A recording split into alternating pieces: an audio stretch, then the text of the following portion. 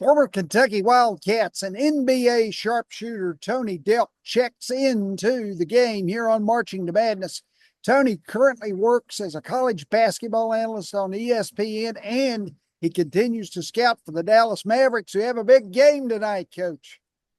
Yes, we do. I'm looking forward to us kind of going to Memphis and raining on their parade. So if we play the way we played against Sacramento, which I thought we played exceptional defense, you can have Lively, AD, and Gafford as your back line defenders. All guys are long, athletic, and protect the rim. And then, like I said, if Klay Thompson knocking down shots, I know we have a chance tonight. So I feel good about the game that we're going to play in Memphis. And I know Memphis is going to be a tough opponent, but if we play the kind of defense we played against Sacramento, we're very capable of moving on and playing OKC. Hey, you're one of the most consistent scorers in Kentucky Wildcats basketball history. That three-pointer went over the top in Kentucky's 1996 national championship season. You shot 44.3%. So how did you improve that three-point game? Because, 3 years earlier, you were a tough out.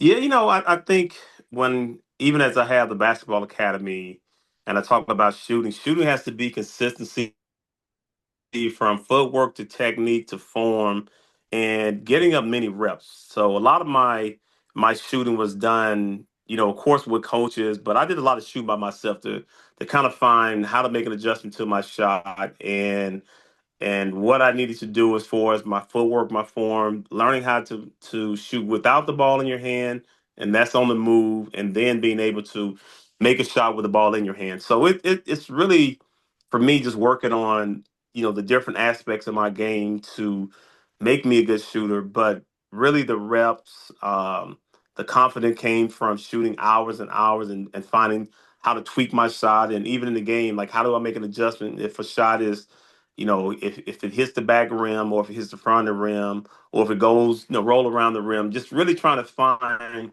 like, what adjustment I need to make on the fly. And the good thing about it when you're taking thousands and thousands of shots, and that's what I try to explain to kids, you can figure that out a lot quicker than, okay, gosh, I'm having a bad shooting game. Well, a bad shooting game can be corrected with one shot going in. And I truly believe that. When you make those adjustments on the fly, do you have the same strategy for each type of miss, for example, if you're going to maybe the board, or is it something where it depends on the team you're playing, the game, the situation? I think you have to look at the situation, the game, the magnitude, the pressure. Shooting on a opposing team basket and not shooting on your own. So there's so many adjustments I think you have to make that I don't think parents really ever factor in because if a parent hadn't really played in a big game or have a shot where you're down three or you're down two, you need to make this shot. I just missed the last shot. The ball swings at me. I'm wide open. Do I pass to a guy that's maybe a 29% shooter, or do I take the shot myself? Do I trust me?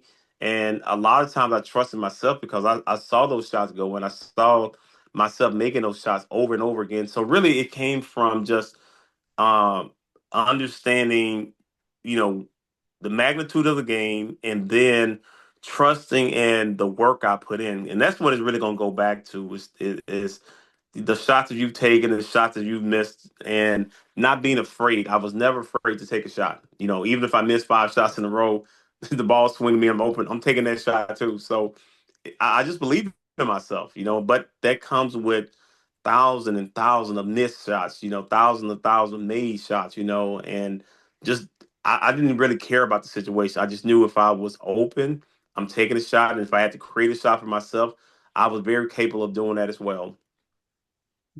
Going back to that 1996 team, 34-2, and 9 of those players found themselves on NBA rosters.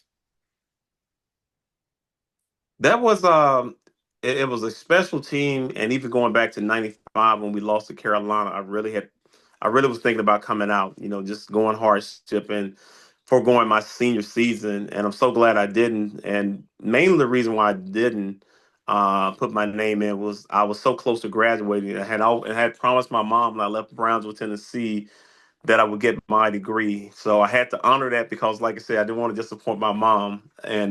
But I'm so glad I stayed. I played with some exceptional players. We all sacrificed, and and having an unbelievable coach. Coach Pitino knew how to motivate us. He knew how to give us a game plan, and then he knew how to make adjustments during the course of a game. Because even though we lost those two games. The two teams that we lost to, UMass and Mississippi State, both of those teams made it to the Final Four.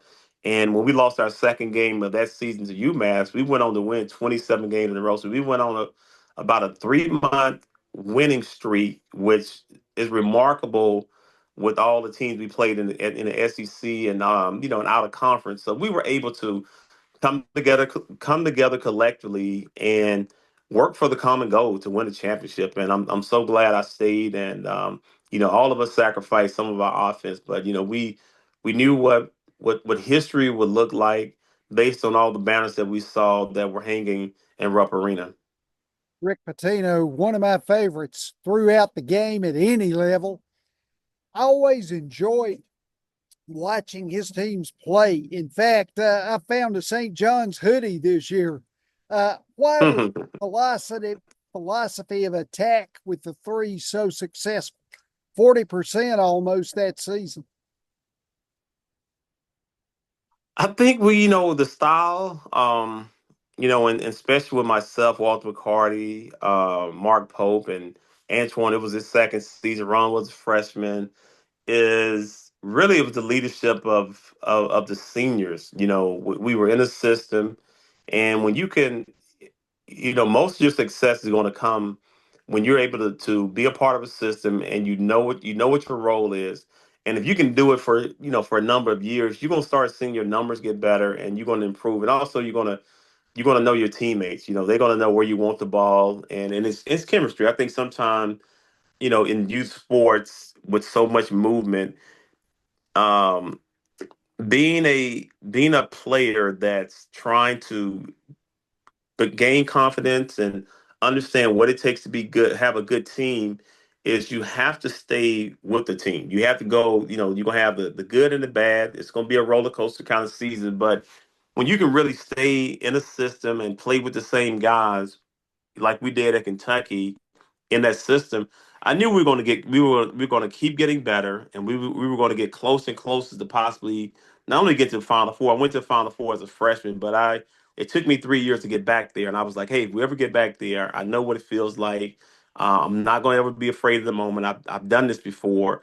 So now you have a different kind of confidence that most people don't have. Most people are just satisfied with getting to the Final Four. It's like, oh, we had a successful season, but I had already had that successful season as a freshman. Now it was time to cut down the nets. Mark Pope put together a nice group of players here in the 24-25 campaign. Injuries were a huge key. How is his philosophy a workable process going forward for Kentucky? You know, um, it's funny as I always talk about basketball pretty much every day of my life, and it's like I feel like every conversation that I have with someone's about basketball. Mhm. But staying healthy is a skill set that kind of like passing is underrated.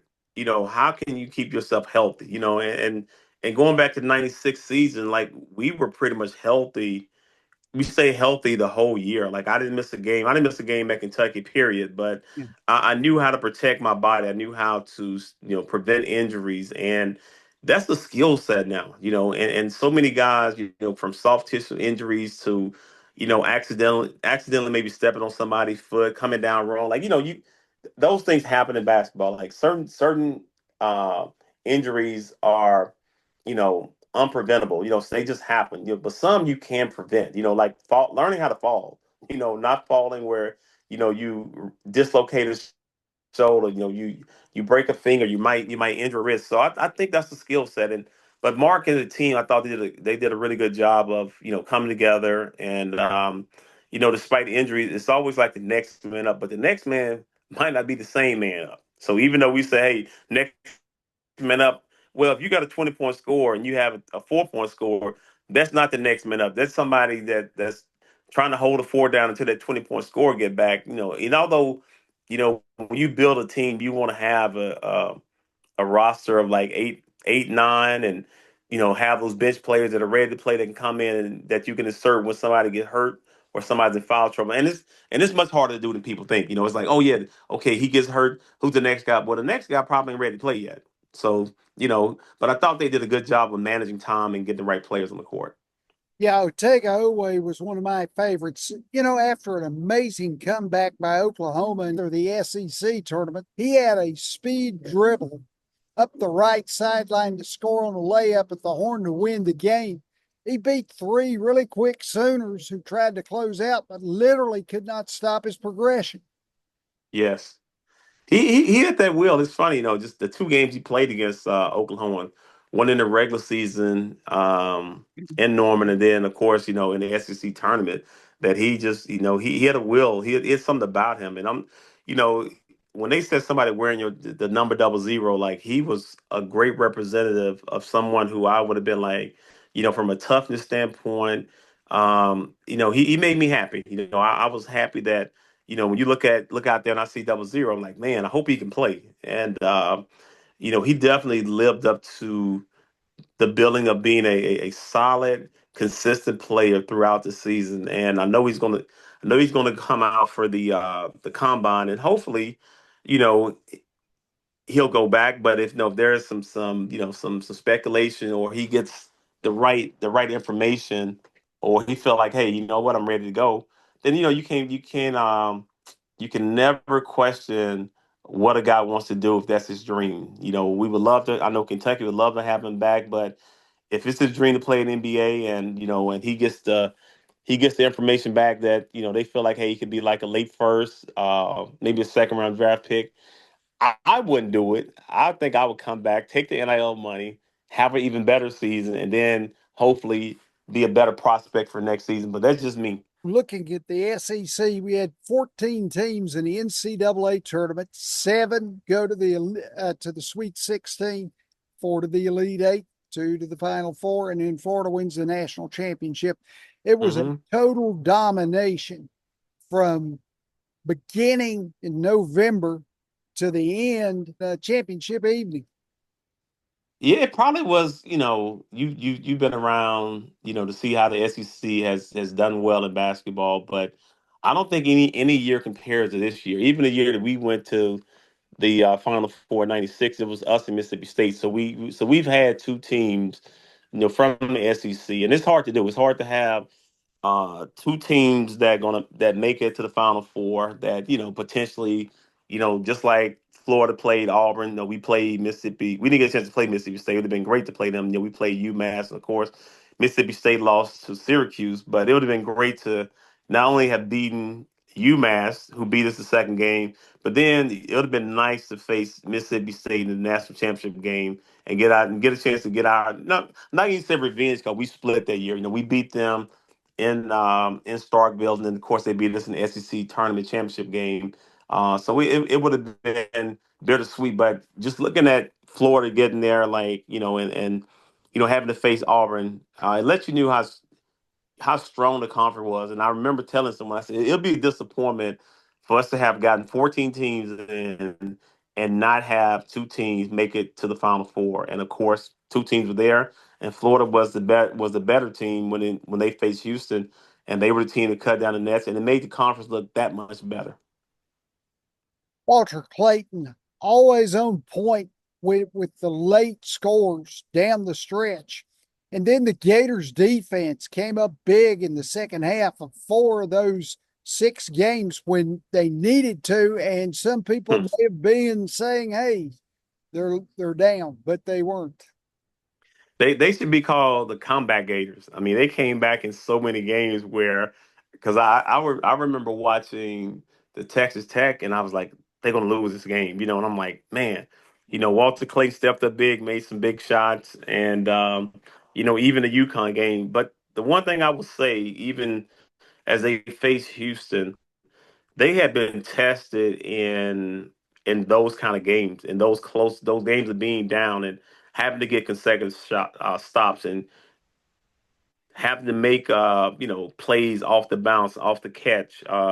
So having played in those games prepared you for a national championship game when they got down. You know what I'm saying? So they, as a coach, you can say, hey man, we were down against Texas Tech, we were down against UConn. So that's something that you can lay your hat on, and you can even in the heat of the battle.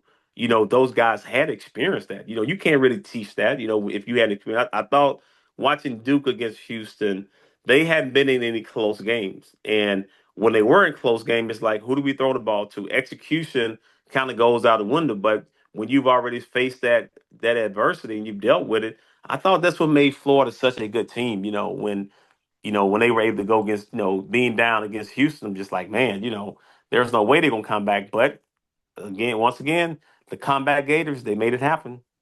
Houston led for 31 minutes. And I thought Emmanuel Sharp really took too much criticism about that last possession. He Yeah. shot 41% from three on the season. I mean, isn't it likely if you're a 3-point shooter, that's the first thing you're going to look for? Yeah, but you got to give Walter Clayton a lot of credit knowing his situation. I think Close out. sometimes I think so many times, players get caught up and they forget the game, they forget the situation, they forget the score, they forget the time. Like, you gotta, as a leader and as a player, the ones who make quick decisions and can be spontaneous and know what's going on, those are the ones that usually get the play right. Like they know what's going on. So even in that particular situation, the one shot you can't give up or let a guy shoot is the 3-pointer. Because if you shoot the three, you lose a game. If especially if they make it, I don't want to give you a chance to even get the ball to the rim. It's a 50-50 chance. But if you were to drive and shoot a two, we go in overtime. And Yeah. sometimes players, and we've seen it countless times where a guy might drive strong side, right hand, and a guy leaves the corner to go help. He passes the corner, shooter hits the three, they lose a game. So I already know a 2-pointer in that situation doesn't do anything but send the game into overtime. A 3-pointer, we lose, game over with. There's no overtime, season done. You work for ESPN as an analyst on games. What are the important keys that you start with? And then how do you concentrate inside the SEC as such? I think you got to concentrate on personnel, knowing teams, knowing games, knowing coaches' philosophies. So as I work games, when I look at players, I really just try to analyze. Sometimes I see myself as a player on the court. What would I do in this situation? Then sometime as a coach, I'm like, what decision would I make here? And then as a scout, you're kind of just looking at it and seeing like how it plays out. Like what I said about decision making, um, you know, passing being sometime underrated, playing defense, getting hustling, getting back on defense, knowing when to pass the ball to a certain guy, knowing which guy has it going. So there's so many things when I watch the game. I'm kind of like, I'm in the coach's mode, I'm in the player's mode, and I'm in the scout mode. And most people can't get there. You know what I'm saying? Like I think it's a gift from God that as I watch certain things happen or before they happen, I'm kind of like sometimes I know the outcome before it happens. I'm like, okay, this is what's gonna happen. And like I said, I'm not always right, but I think I've learned so much about the game from the youth level to the collegiate level to the NBA, and just I'm always learning. Like that's the challenge. I enjoy learning even more about basketball, and that's what excites me. That's what I enjoy on a daily basis. Oh, you know what? I didn't know that. That's something new for me. Mhm. Yeah, I do the same thing myself. I'll go to YouTube and pick out teams and games, skate through those. And then I love learning from the coaches. And that's one reason why I do this podcast. I learn, and I can't learn enough. But anyway, last thing, discuss your work now with the Tony Delk Basketball Academy, which offers tons of opportunities for kids and people growing their game and they want to improve. Yeah, go, if you want to find out what we're doing, what's going on in the academy, go to TonyDelk.com. And this is our 8th year. I started out training kids, and then I went from training to rec basketball, and then I took rec basketball to AAU. And it's been fun, it's been entertaining. We have We have 8 teams. 3 teams are on the Adidas circuit. I partner with them to have a few circuit teams, and then we have our local teams here in Atlanta, Georgia. So it's been for me gratifying to see those players that are fourth graders that are now maybe in either high school, maybe sophomore, junior, senior. Some of our players have gone on to college, and just to see the improvement of guys, to see the commitment. And as I talk to the coaches, making sure we're doing what's current in basketball, playing at a faster pace, trying to run pick and rolls, trying to do dribble handoffs, trying to simulate the collegiate and NBA game for our younger players, and then just having the parents to try to be as patient as they can be, and just knowing it's a process. It takes time to be really good, but for me, I really have enjoyed it. It's my way of giving back to youth basketball. Tony Delk, ladies and gentlemen, a great interview, great analysis. TonyDelk.com. Don't forget it, Coach. It's been a pleasure. I know I call you Coach, but hey, you're scouting for the Mavericks. You might be on that bench one day, man. One day, who knows? Thank you so much. My pleasure. Take care of yourself.